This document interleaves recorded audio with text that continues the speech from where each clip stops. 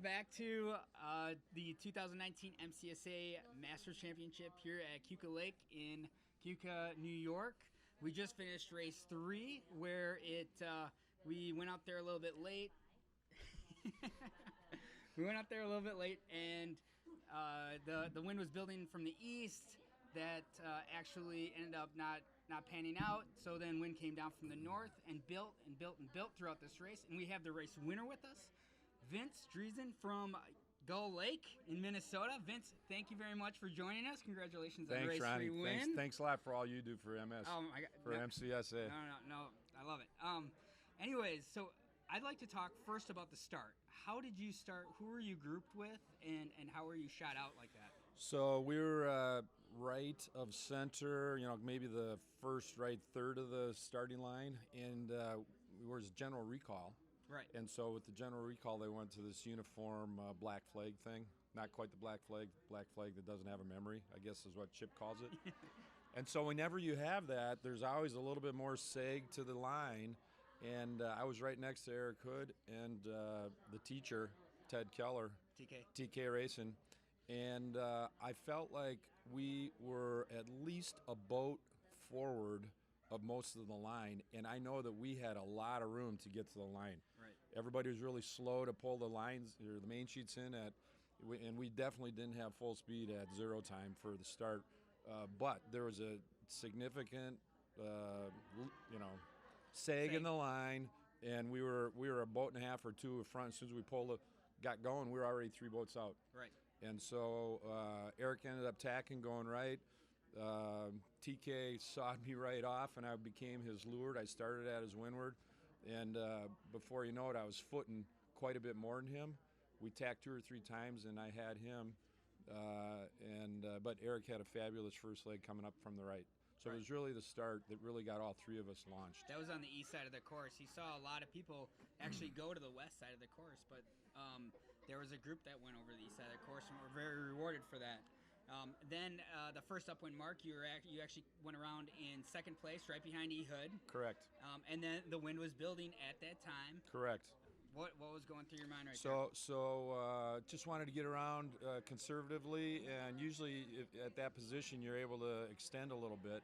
And fortunately, boats 4, 5, 6, 7, there was a little crowd at the windward mark, and so boats 1 through 4, we were able to get forward and get a little distance going, which was good. That allowed us to kind of take a deep breath. Right behind you, actually, after you, Eric, you, and Ted Keller went around, there was a huge shift right at the windward mark, and it bunched a lot of those guys up, where some of the guys didn't even make the mark.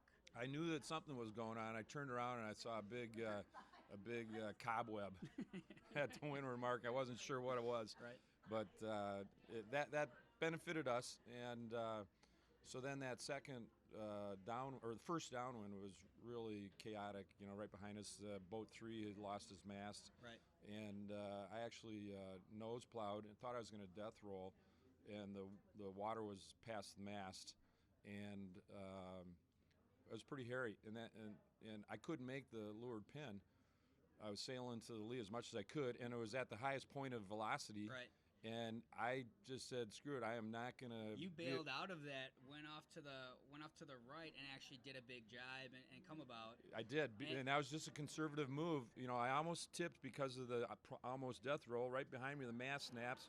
His mast is down. I'm like, the wind is really up. I am not going to try and force. No, that was a great play. We commented. We were like, wow, it is pumping hard if, the leaders are really having trouble hanging on their boats right now. And you made a great move to come out of that. You went over back to looking down the lake. You went over to the left gate. Yes. And then peeled up that now heading up the right side of the course, the east side of the course again. Yeah. So there wasn't any real tactical thought going on at that point. It was really just seamanship and keeping the boat going to the best of my ability. I would have rolled that thing in a second. Eric was able to, make the gate on starboard, and so he hooked around. If this is the gate, he hooked around like that. Okay. And, Yep. and when I did I couldn't make it, so I hooked around like this. And, and 10 minutes later when we crossed, I had him by, 60, 70 yards. Right. No, that was So it worked out well. yeah, it worked out well, and So you went around the second upwind mark in first. You're still hanging on. Boats are rolling. We had 3 turtle boats, 1 demasted, a couple other tip overs. They needed a little help to get back up. You're still rolling. You're still, ramble on, right? Ramble on, baby. You're still rambling on.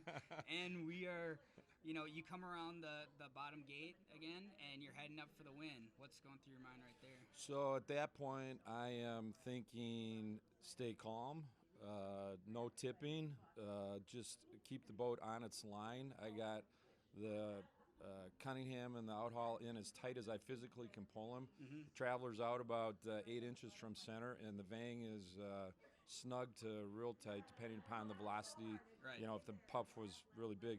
And there's no way I'm keeping it flat. The boat's, up about 25%. You guys were moving every boat. Didn't matter what sailor it was, they were moving up and down. The heel was it was hard to get a constant angle of heel that whole race. So I kept looking behind me, making sure that I was going the right direction relative to the boats that were catching me. So Scott Harstad is a super heavy wind sailor. Yeah.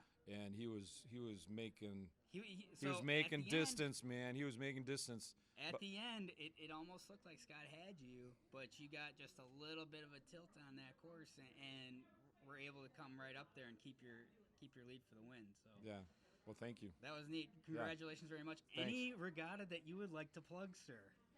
I have something to say to the MC world. The ILYA MC Invitational, Gull Lake, the weekend of July 20th. That is the 50th anniversary of Walking on the Moon. And it's a full moon week. What? You got to come up to Gull Lake to play. You have to. We're going to have a lot of fun.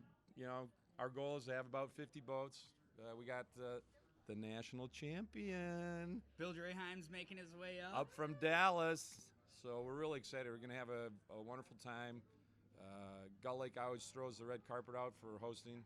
So you guys are great. Looking forward the to Gull it. Lake crew is fantastic. They travel well. You guys are awesome people. We love having you here and around the country. So really appreciate it. Yeah, good. Thank you very much. Thank Vince. you, Ronnie. Have a great day. All right. Bye. 1, 2, 3.